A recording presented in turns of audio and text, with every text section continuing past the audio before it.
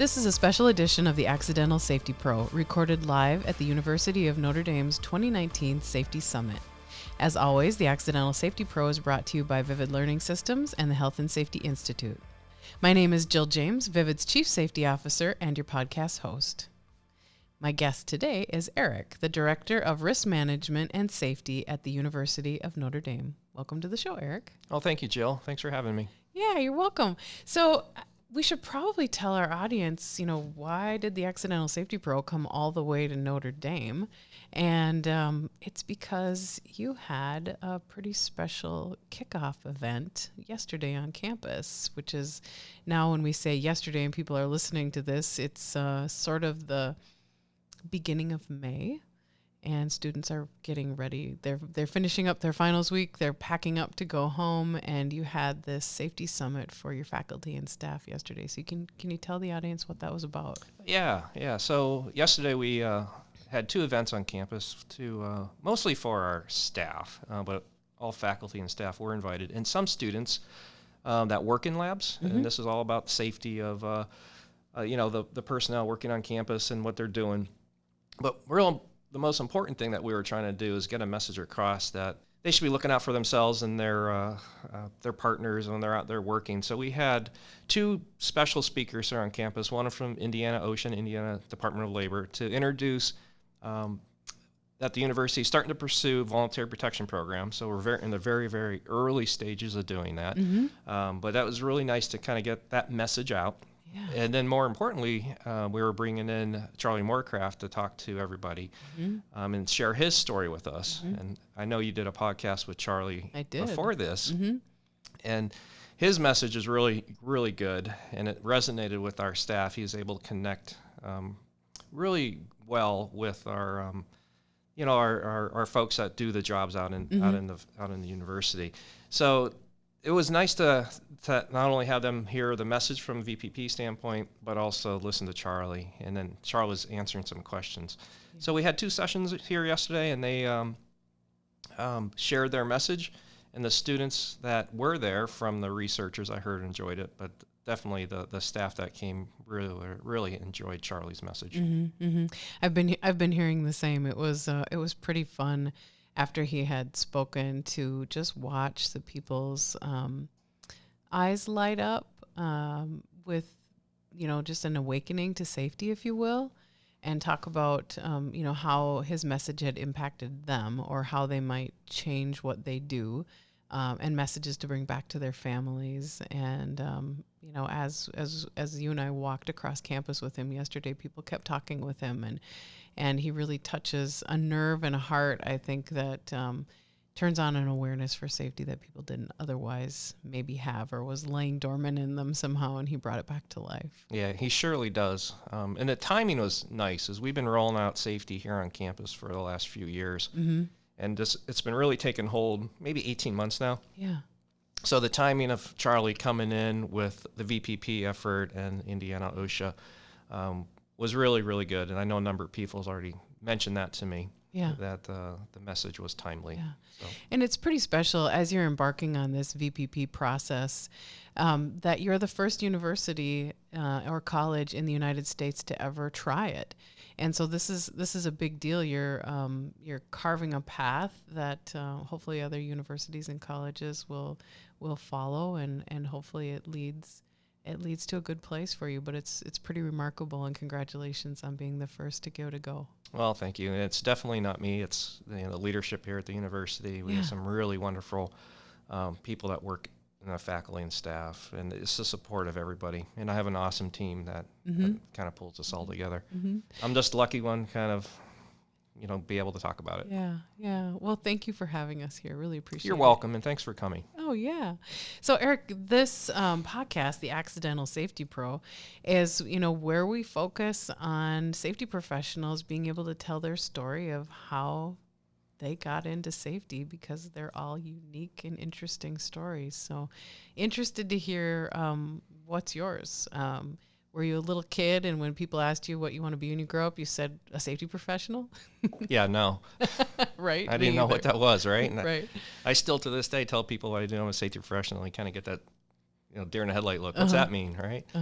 So no, I didn't want to be a safety professional, even know about it when I was a kid growing up. I wanted to be a firefighter. So that's kind of sort of how I got into it. Okay. When I went to my first college degree, right out of high school. So I took a degree that had nothing to do with safety or nothing to do with firefighting. Yeah. Finished that degree, but at that time I was a firefighter. I was a volunteer. Oh, okay. So did the whole 9 yards, EMT. Moved up into the ranks. What was that first degree? I was a Bachelor of Science in Political Science. Okay. Wanted to do the lawyer thing and that whole road. Anyhow, when I graduated, I was still doing the firefighting, and I did not want to go on to pursue the law degree. So I went out and started working. I worked in social work at that time, and amazingly enough, I met my now wife. Right at that time, we were dating, and I said to her, I'm like, hey, I just want to do something different. And I started looking at some jobs, and I said, oh, there's a safety job. I'm a firefighter, and I can do this. And it's funny, she looked at me and says, nah, you should probably have a degree to go do this. So I said, really? I said, the school I went to didn't have anything. And she said, well, I got my nursing degree from IUP, and the nursing department's in the same building as the safety department. Oh, she actually knew more about it than you did. She knew way more about it than I did. I don't know anything about it, right?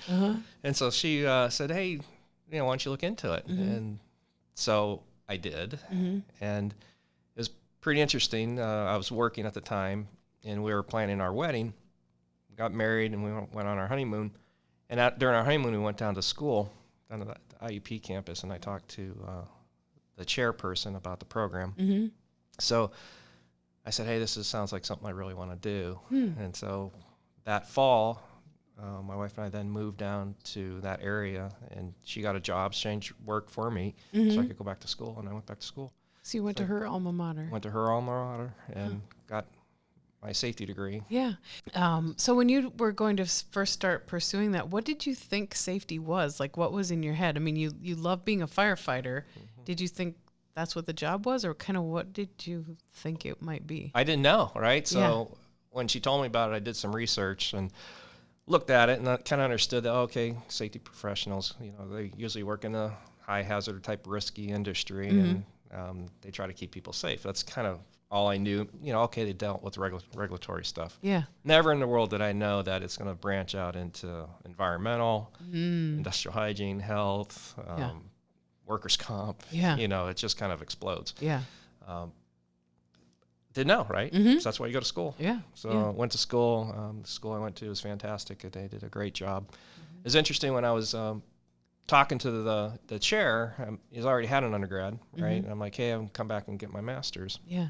He said, oh, yeah, you can definitely do that, but really kind of recommend you do your undergrad. Get a second undergrad, as you'll learn more. You'll get the base information, where if you go to the graduate program, you'll get more of the high-level theory. Okay.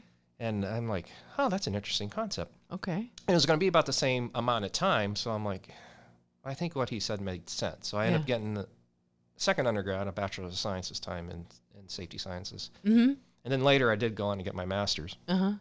But that was the best move I made, right? Yeah. Not going right into the master's program, taking the undergrad to get the core fundamental courses, so you really kind of understand what's going on. Yeah, the science of it. Yep. Yeah, I mean, I suppose that's really true. You had a political science degree to start with. Yep. When I went into my master's program, I had a community health education degree, and they allowed in a certain number of non-engineering degrees to the program that I went into. And so, I was in a class with people who had a lot more science and engineering in their background, and I came in with a community health background, which was beneficial in a different way, but it wasn't the same as the other students who had a different piece. Right. Yeah. Right. And I was older at the time, right? So they considered me a non-traditional student, which I think definitely helped as well, right? Not that I didn't. I did pretty well in my first undergrad, but this one it felt so much easier, right? Yeah. You knew what to expect, and you knew what to expect. I kind of been through it once, and now I was there to buckle down, right? And do what I wanted to do, and not worry so much about the school life, right? Yep. So, what did that first job look like, or did you start with an internship, or what happened after grad school?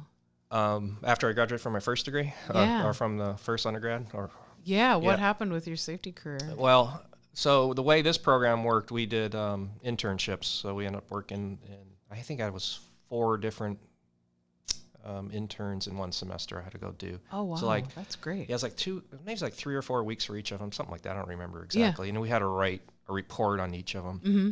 They were incredible. I still have them to this day. They're like 120 pages long for each of them. It's just an amazing amount of work. But you learn so much doing that type of work. Well, the one day I was sitting, it was right after classes. I'm sitting in the library in the department, and the chair comes in and says, "Hey, are you interested in doing a summer intern at a chemical company up in Niagara Falls?" Mm-hmm. And I'm like, "Heck yeah." Yeah. You know, heck yeah. And I said, "It's going to be paid or unpaid?" "It's going to be paid." I said, "Oh, even better." Even better, yeah. You know? Because not a lot of internships back when you and I went to school at a similar time. Right, right. Mm-hmm. So this was just after, I did those 4 that I talked about, and those were not paid, right, because they were part of coursework. And, so this was more of this company trying to get safety professionals into the door and kind of see whether or not they'll, kind of fit in that culture and want to bring them on board. So I'm like, oh, yeah, I'll do that. So I had an opportunity to go up there and not only work in their corporate offices, but I was working at a large chemical plant that made chlorine. And then I went down to their main corporate offices in Dallas and did some projects for the summer. Mm-hmm. And so it was really nice. It was really cool. And when I was done with that, before I even walked out the door, they basically offered me a position. Mm-hmm. So it's funny. I was talking with the director of safety down there, the main in Dallas, and he says to me, he's like, "Well, how much more coursework do you have?" And I said, "I have a couple courses I need to take. I'll be done in Christmas time." Mm-hmm. He said, "Well, let me see what I can do to just get you to do those remotely." Or oh, wow. Yeah. And so he attempted, but it didn't work out. I had to go back to campus and finish a couple classes. But it was nice because I knew that semester I had a job and I was able to start work finals week, that last semester, and I was up in Niagara Falls. You went working. Right to it. Right to it. Wow. I actually was able to cut out a couple of my last finals. As I was doing pretty good in the class, and they said, "I'll just go to work." So. Oh, wow! Congratulations. That's pretty remarkable. Yeah, it was really cool. So then, you made a physical, geographic move. You and your wife. Yeah, we made. Oh gosh, there's all kind of moves we made. So moving from our hometown down to school, IUP, we did that. And there's actually a couple of moves in there because of her job. We had to find her. She's a nurse, so we had to find work for her. Sure. And then we physically moved then back up to Buffalo area. Yeah. So what was next on your journey? How long did you stay with the chemical plant? I was with those guys. I was with them for 2 different locations in that area, and I think it was 5 or 6 years total. A wonderful company. They really knew what they were doing. They had great programs. Learned all the base stuff that I ever needed to learn. Yeah. Did you have a safety mentor while you were there, or were you the... No. I was part of a team. Okay. Right. The first plant I was at was small. It was maybe 150 people or something, and there was my boss and myself. But he was excellent and taught me a lot. And then I went to the bigger plant, and then there's a team of 5 or 6 of us. So to say it was a one-on-one mentoring, no. But working around some really, really solid professionals that kind of brought me on board. But coming into it, it was, the education I got was just outstanding, and I was able to pick up that stuff pretty readily. What sort of things were you working on in that first job? What kind of responsibilities did they give you? Yeah, my very first job out of school, I was doing 2 major things, emergency response and industrial hygiene. Oh, so you could lean into that firefighting background a little bit. Yep, and the emergency response stuff that I was responsible for was hazmat. So I had to build hazardous materials response teams, and from the ground up actually. So it's pretty cool. They sent me out to a 2-week training course in Colorado.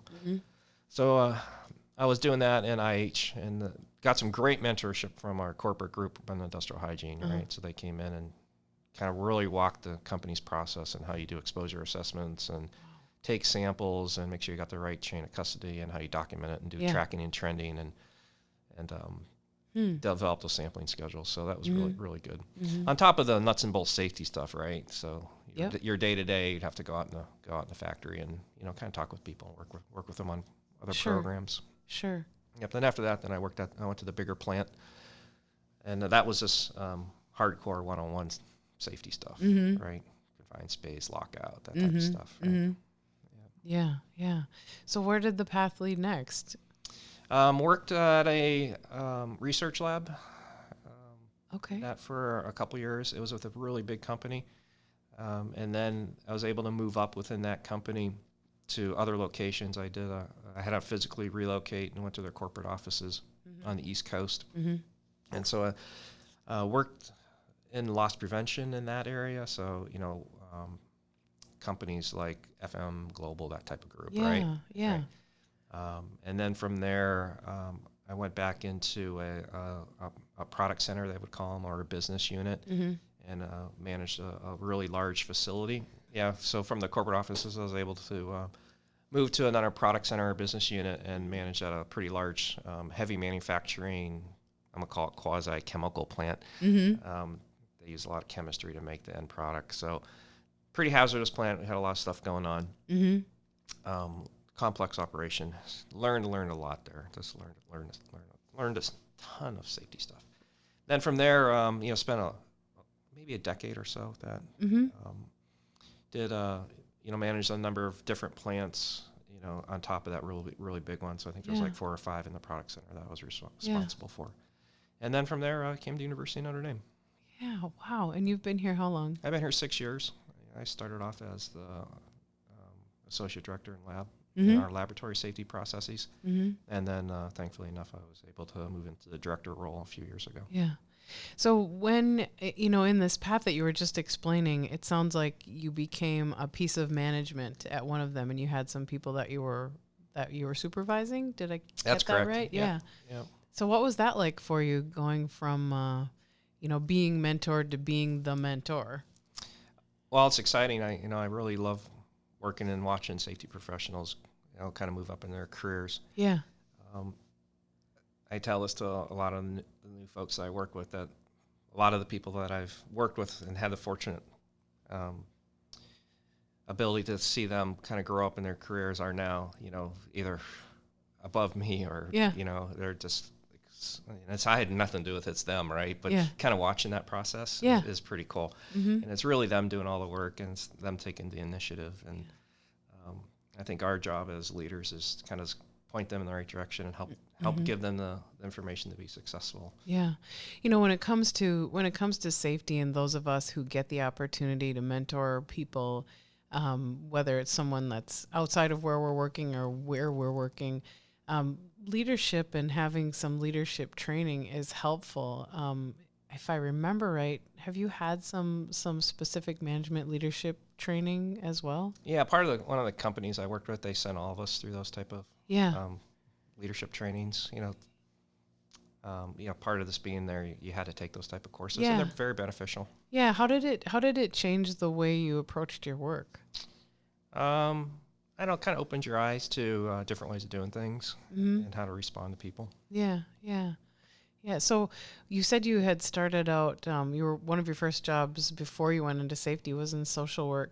Do you find yourself sort of leaning into some of that and what you did at that time with the way that you interact with employees in your safety career as you've progressed? Not so much. No, I was working with handicapped folks. Okay. Yeah. Okay. So not so much. Yeah, hadn't crossed over. No. Yeah. It sounds like you really started out with an intention to be in a helping profession, if you will. And I often think, safety is a lot of science, but it's also having a heart for humanity as well. So it seemed like a good match. Yeah. I think our main role as safety people is to keep people safe, right? And they want them to go home the same way they came in. Yeah. Right. So what's your favorite part of safety?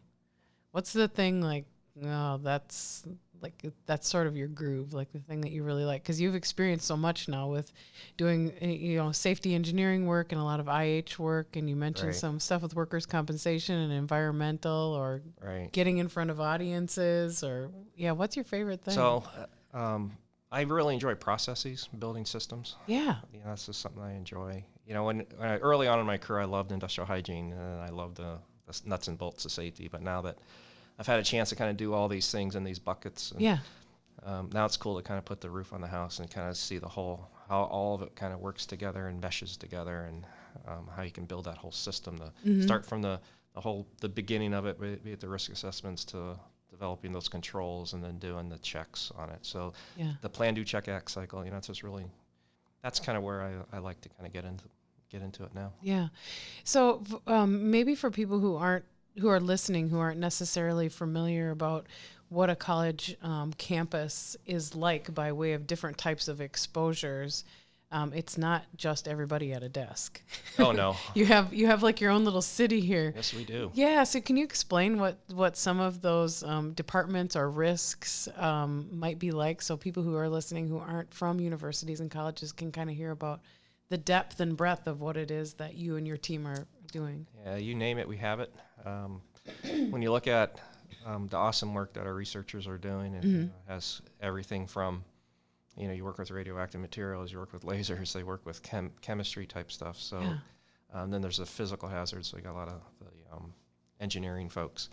But when you look at the operational side of the university, you have, we have a power plant. We have the standard maintenance organizations that, they kind of get into everything. We have our own landscaping services. Yeah. We have for lack of a better term, a food factory, right? Yeah. So they produce all the food, and we have our dining halls. So it's a lot of different diverse stuff going on here. Not to mention, we got the landscaping, the athletics. Yeah. Right. So you can name it, we kind of have it. Yeah. Do you have your own police department on campus We as have our well? own police and fire. Yeah. Yep, our own police and fire department. And then you have the addition of bringing in all kinds of people who aren't employees on campus for events. And is that something that your department oversees as well in some regard? In some regard, it mostly falls on the police and fire element of it. Okay. When they have the bigger events. Sure. We might help out a little bit, but it mostly lies on those guys, and they do a great job. Yeah. Yeah, both of those, our chiefs are just fantastic. Yeah, right. So some people who work on campuses in safety do some academic work as well. Is that also part of your life? No, not here. Not here. I have worked for another university. I have taught courses. Not for Notre Dame. Yeah, right. And so tell us about how safety spills over into your personal life. You have a family. Yes. Yeah. What does safety look like as the safety dad? Yeah. I don't know. Should we ask you? We should have maybe had your kids on, right? Yeah. Right. Yeah. Right. So I don't. Yeah. I'm not sure. Right. When I do stuff around the house, I'm definitely conscious of it. If I'm cutting the grass, I'm wearing hearing protection, that type of stuff. And if my daughter or my wife is doing it, I'll, hey, right, and don't use sandals, right? So, I wouldn't say that I'm overboard on it in any stretch of imagination, but it's definitely part of my life, right? Just probably just like you, if you're driving down the street and you'll see something, I'll point it out. Yep. Say, hey, did you see? Look at that. Yeah, right. And everybody in the car who's with you is like, God, can you turn that off, please? Right. Please turn that button off. You're like, Stop. I can't unsee it. It's there. Yep. Yeah. Oh, funny. So when you are trying to inform yourself or teach yourself something new, because we know that like our job of learning safety is never done. There's always something for us to learn. Where do you usually go network-wise? Do you have people that you go to, specific sources that you go to? How does that work for you? Mostly the network. Most of the, if I have a technical question or something, which we all do, right? Something will come across our desk, and that's new. Yeah. Or I'm not sure about this one. Yeah. And I find it so easy. Thankfully, I know a lot of talented safety professionals that I can just send them a note and say, hey, I just ran across this case or this incident or this scenario. How would you handle it? How would you deal with it? And, sometimes I'll send it to 2 or 3 people at once, and then we'll all kind of ping off each other and give different advice. And that's really helpful. If it's something really odd or awkward, every now and then we get something like that, right? That none of us know about. Then I'll do a little more looking out for hiring a consultant or doing some research on my own. Right, and I imagine that happens quite a bit in a setting like this where you're doing people are doing research, and it can be groundbreaking things. Yep. Or someone's asking about nanotechnology, and maybe that's not something that you've done before, so you've got to figure it out. Yep, that's one of those. Nanotechnology would be one of those that I don't know much about, that I have to learn and teach myself. Reach to your resources. Yep. Yeah. Well, even my research sources, I don't think they would know about those. I know. Right? I've done some of that research myself, and it's hard to find people who are really studying that right now. Yeah, because most of the folks I know are industrial based type. Yep. Right. Well, I think this is fascinating, and I think the work that you do here is to be lauded. And you have so many bodies that you're in charge of their safety and sending them home, like you said, every day. How many faculty and staff do you have on campus? Oh, I think it's like between 6,000 and 8,000 in that range. Yeah, and then add in students. Yeah, and that's another 10 or 12. Sure. Something like that. Sure. Don't quote me on the numbers. Yeah. Right. So quite a number of people here. Yeah. But ultimately, it's about people, right? That's making sure they're safe. Mm-hmm. Mm-hmm. And the wonderful folks that work here again, and my department and our peers are just fantastic people. Yeah. Well, thank you for the work that you do, Eric. Oh, you're welcome. Appreciate it, and thanks for sharing your story today, and thanks for letting us be part of this journey that you're on. You're welcome. Anytime you want to come back, please come back. I will. It's beautiful here. Thank you. And thank you all so much for joining in and listening today. And thank you for the work that you all do to make sure your workers, including your temporary workers, make it home safe every day. Special thanks to Will Moss, our podcast producer.